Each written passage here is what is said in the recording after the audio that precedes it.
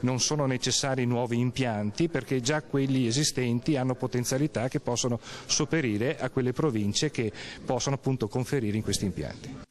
L'annuncio è stato dato da Maurizio Conte, titolare della delega all'ambiente in Regione, e non è solo l'annuncio che non serve spendere nuovi fondi, ma è anche l'ennesimo stop a un'industria che a gran voce aveva presentato il piano per 2 inceneritori in provincia, nei pressi di Bonisiolo e a Nerbondi, San Biagio di Callalta, richieste sorpassate, spiega Conte senza troppi giri di parole. Erano impianti che erano stati richiesti soprattutto per rifiuti speciali, noi riteniamo che nell'ambito di quella che sarà una pianificazione che vedrà di fronte rifiuti urbani, rifiuti speciali, potremo appunto già con gli impianti esistenti dare una risposta anche a questo tipo di richieste.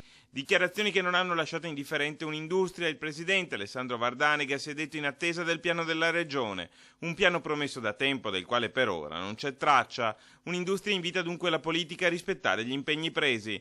Riteniamo che sia proprio da questo piano che la Regione potrà compiere le sue scelte in questa materia certamente importante.